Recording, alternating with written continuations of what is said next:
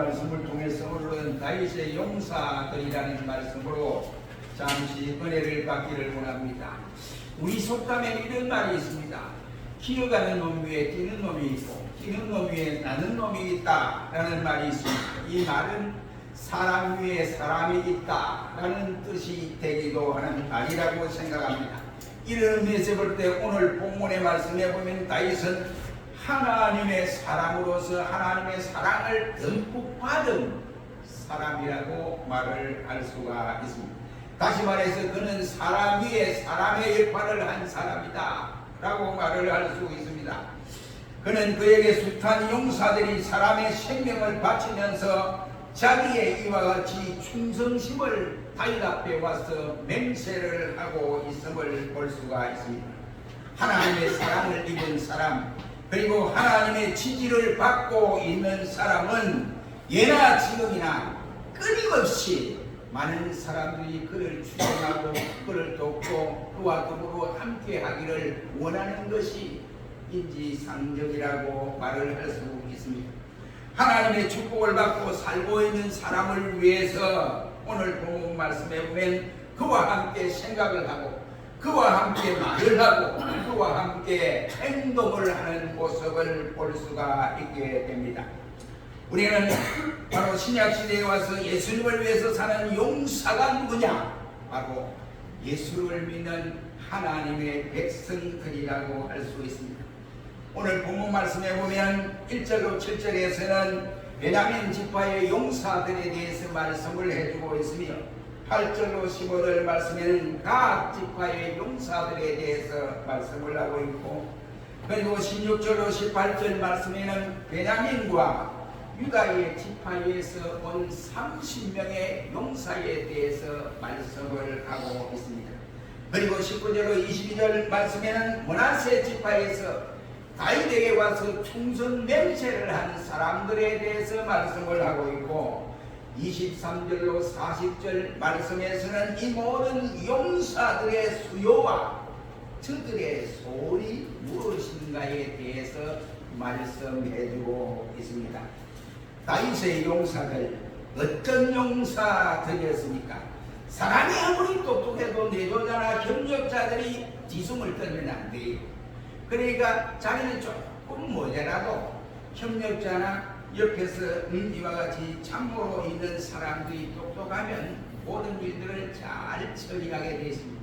그런데 자기는 똑똑한데 참모들이 기승을 떨어서 낭패를 본 사람들이 있다면 한두 사람이 아니라고 생각합니다. 그 좋은 예로 저와 여러분이 잘 알고 있는 이승만 대통령이 얼마나 똑똑한 사람입니까? 한일운동도 한 사람이고 이와 같이 한 사람인데 그래 참모를 잘못 뒀어. 이기공이라고 하는 사람을 잘못 떠서 그의 생애가 비참하게 끝나는 대통령으로서 하야를 해야 하는 안타까움에 있었던 것입니다. 여러분, 아무리 본인이 똑똑해도 주위에 협력하는 협력자들이 더 좋아야 좋은 결과를 나타낼 수 있다는 말입니다. 오늘 본문과 본문 말씀에 다윗의 이 용사들, 다윗을 전심으로 돕고자 스스로 모여들었던 사람들. 그래서 다윗은 혹시나 너희가 하나님 앞에 서약을 해라. 만약 너희가 나 앞에 와서는 말랑거리면서 나에게 용사로 돕겠다고 말을 해놓고 뒤로 돌아서서 적들과 더불어 함께 치는 이런 사람이 되면 내가 너희를 가만히 두지 아니할 것이고 하나님이 너희를 가만히 두지 아니하고 벌을 내릴 것이다 라고 경고를 했습니다. 그런데도 불구하고 저들은 아닙니다.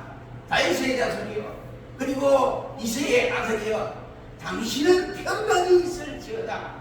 하나님 앞에 평강이 있을지어다 라고 서약을 하면서 이와 같이 충성 맹세를 한 용사들임을 볼 수가 있습니다. 그러면 다윗의 용사들 대한을 어떤 사람이었느냐? 오늘 본문을 통해서 우리가 생각해 보면서 다윗의 용사들은 오늘 본장에서 나타난 대로 여러 지파들이 이와 같이 모여들어서 충성 맹세를 했습니다. 오늘 본문에 나타난 이 말씀은 베냐민과 이와 같이 유다 지파 사람들이 다윗에게 이와 같이 충성을 했던 사람들로 특이한 용사들이었다라고 할 수 있습니다. 오늘 이 세상을 살아가는 저들에게도 우리가 하나님 앞에, 교회 앞에서, 복음 앞에서 충성하는 자, 대관절 용사다운 용사가 되지 아니하면 우리의 신앙이 확실하게 나타납니다.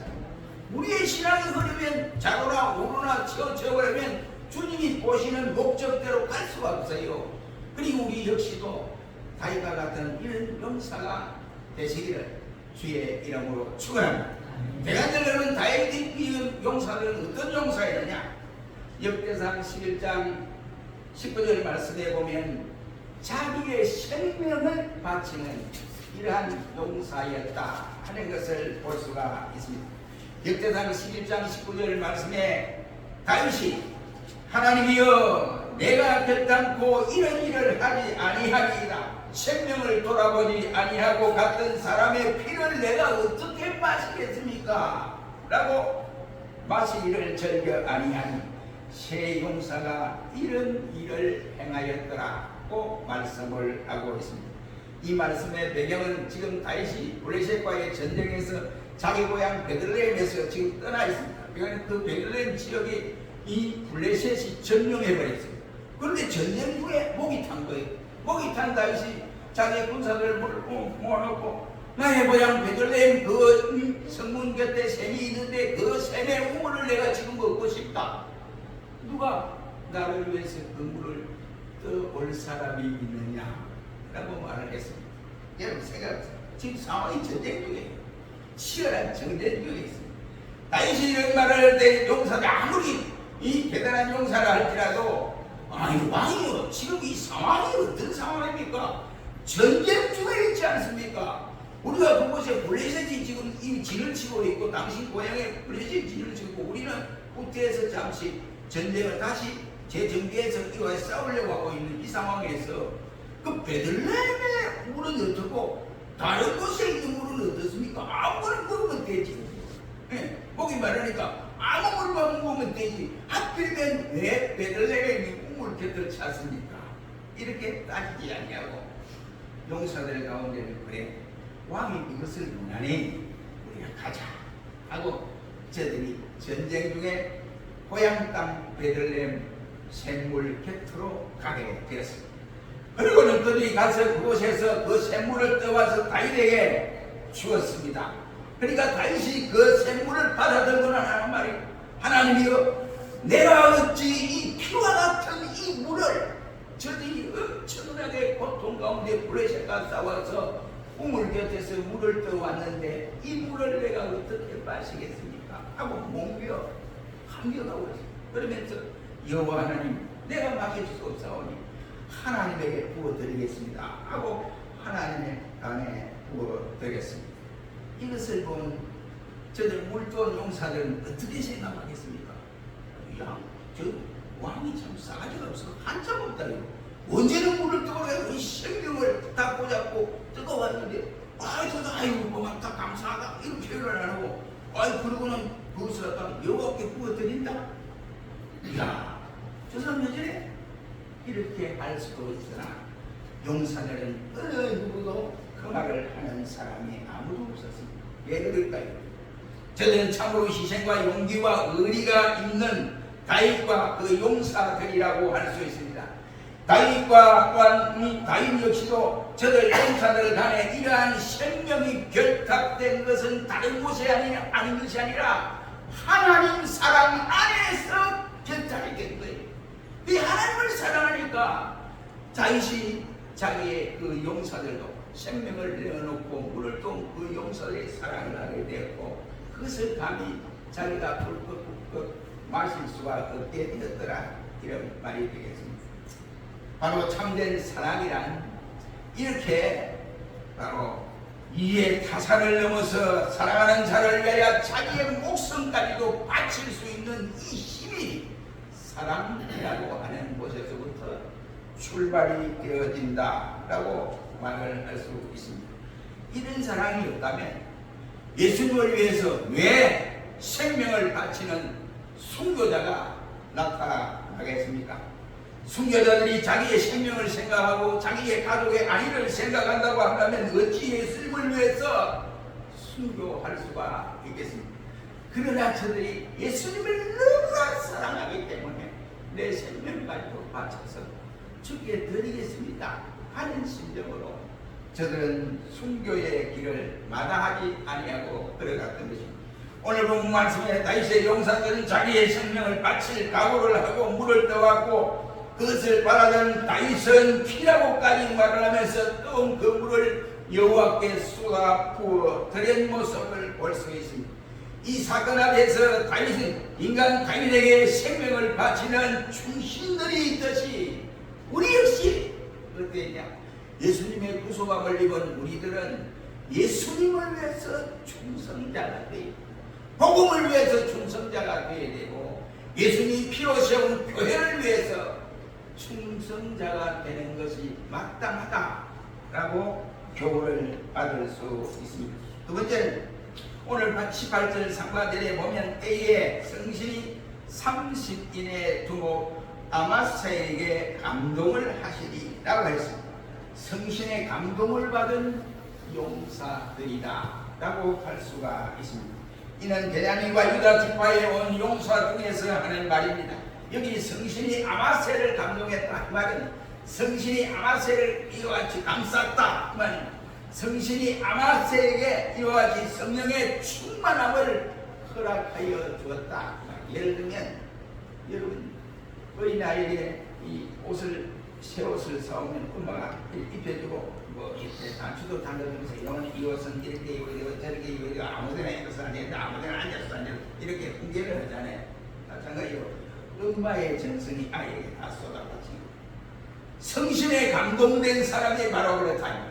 이 아나스에게 성령의 감동의 은혜를 주었다.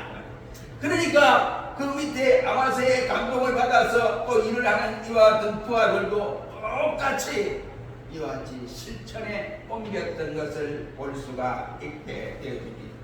하나님의 영이 주장하는 이와 같은 동맹이 이루어졌다 이란 말이 되겠습니다. 이것은 바로 다윗의 왕조와 하나님의 언약의 공동체임을 시사하는 내용입니다. 다윗과 그 용사들 사이에 하나님의 영이 주도하고 있다고 하는 사실을 알려준 것이고 이러한 사실은 사울 왕조와는 전혀 다른 모습을 보게 되어지는 것입니다. 영과 영의 사람이 새 역사를 창조하기 위해서 서로 만나게 된 것입니다. 그렇다면 나와 여러분들의 만남, 여러분과 예수님의 만남을 어떻게 생각합니까?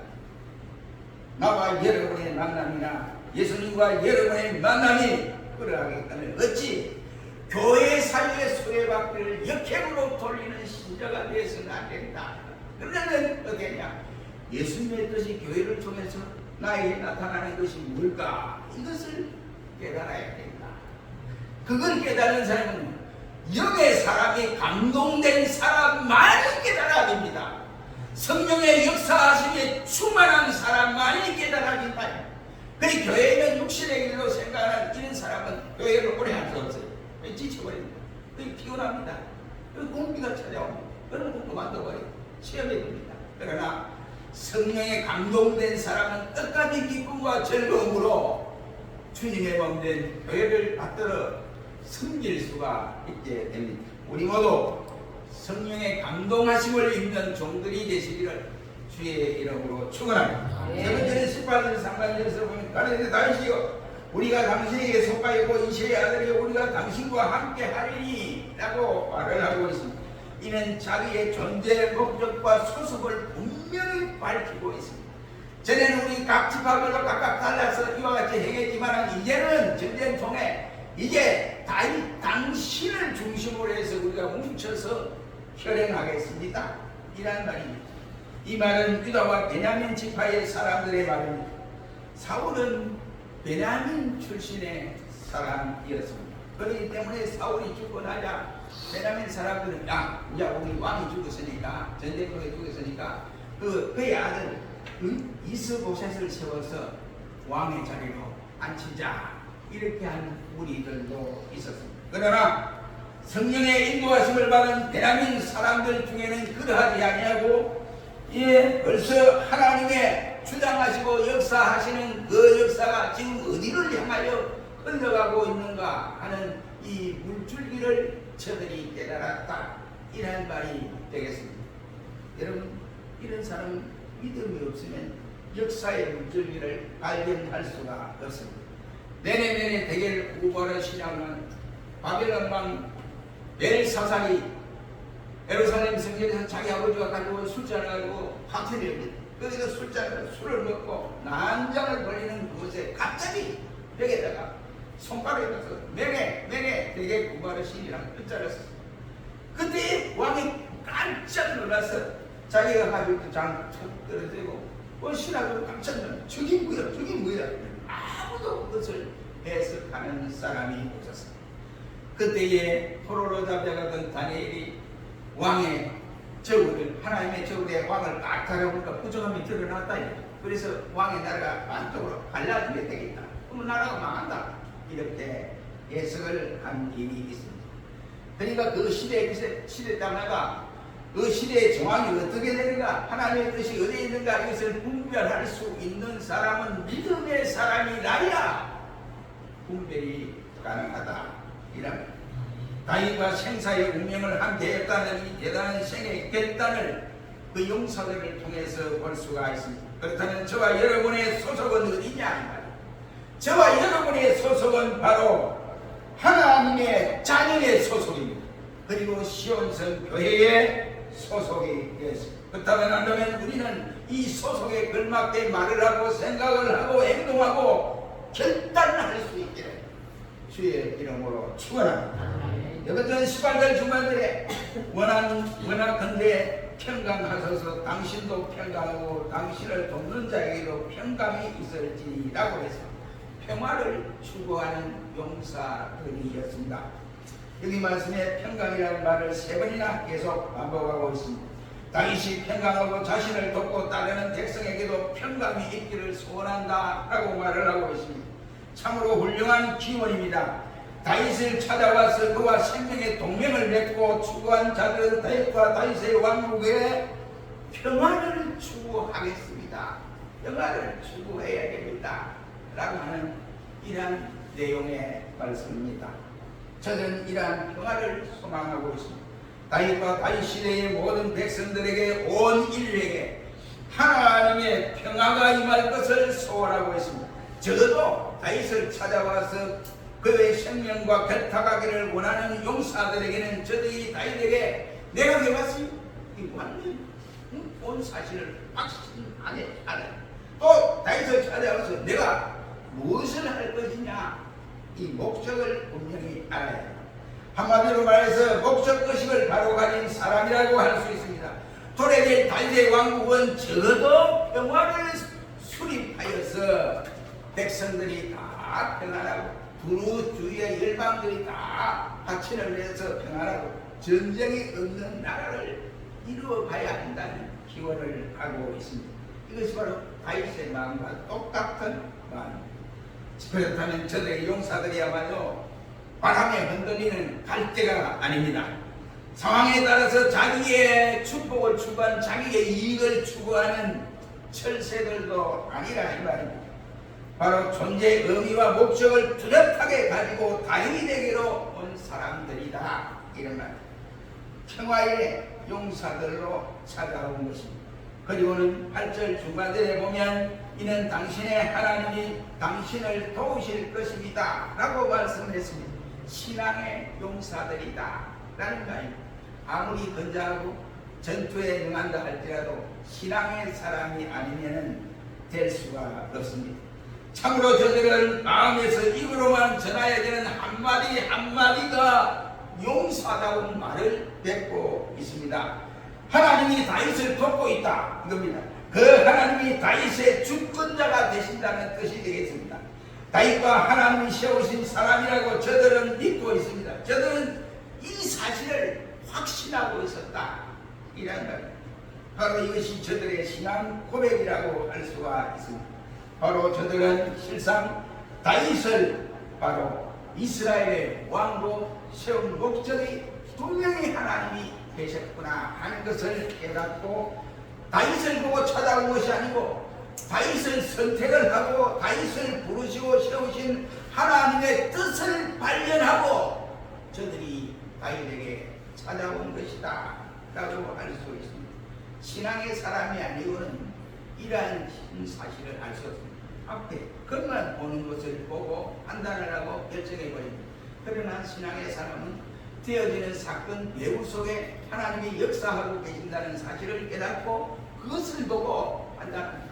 매사에 우리는 신앙의 사람으로 되어지기를 주의 이름으로 축원합니다. 그리고 여기는 32절 말씀을 보면 시세를 파악하는 사람이다.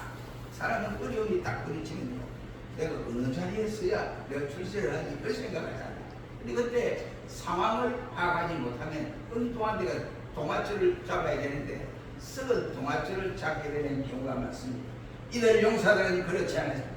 예미한 영지작용이 저들에게 있었습니다.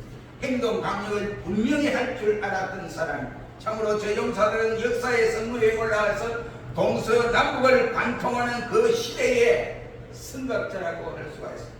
그리고 또한 일심당제라는 용사들이었다. 이런 말. 아무리 용사들은 전쟁통에서 거의 33절과 38절에 나타나는 말. 무슨 말을 했습니까? 저는 두 마음을 품지 아니하고 성심으로 일심으로 라는 표현을 하고 있는 모습을 볼 수 있겠습니다.